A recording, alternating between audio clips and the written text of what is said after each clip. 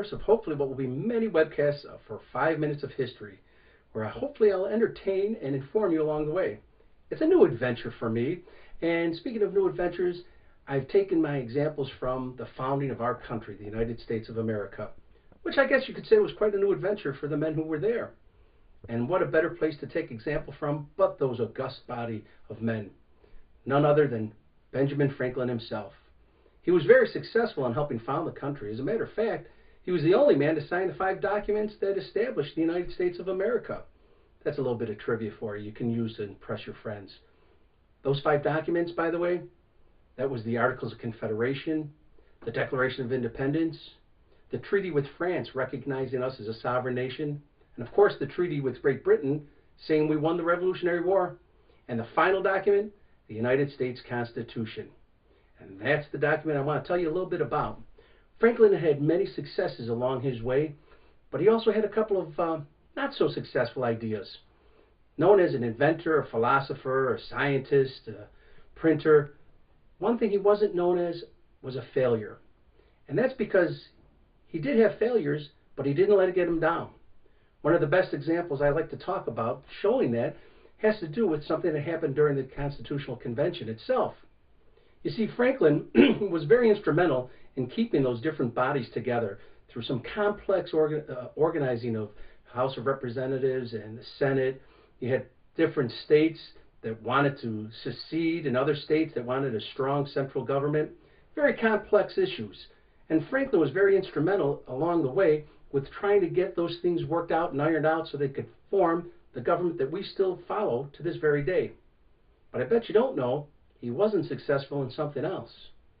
You see, along with all these complex issues they were dealing with, we also had to come up with other things, like a flag and a symbol for our nation. And that symbol, well, we all know that symbol is the American bald eagle, a regal bird that many men thought was a great symbol to represent our country. One man who disagreed? Benjamin Franklin. You see, Benjamin Franklin said to these men, "Do you realize the bald eagle is a member of the vulture family? That is a bird of prey. Do you want us to be symbolized by a bird of prey? A bird that sweeps down on smaller innocent animals and devours them? Is that what you want the rest of the world to think of us? The United States of America? A bird of prey? I propose before you that we not have the bald eagle as our symbol, but a noble, regal bird. A bird that bothers no one, eats nuts and berries, harmless, indigenous to this fine country." That regal bird that Ben referred to was none other than the turkey. That's right, ladies and gentlemen, Ben thought the turkey a better symbol of our country than the bald eagle. So next time, when Thanksgiving rolls around, and you sit down for dinner, and you give thanks to those around the table with you and all that you have or hope to get, be thankful for something else. Be thankful that Ben Franklin wasn't successful in convincing everyone that the bald eagle shouldn't be our symbol. Because if he had, you probably wouldn't be eating turkey. You'd be nibbling on some bald eagle. And I don't think it's too tasty.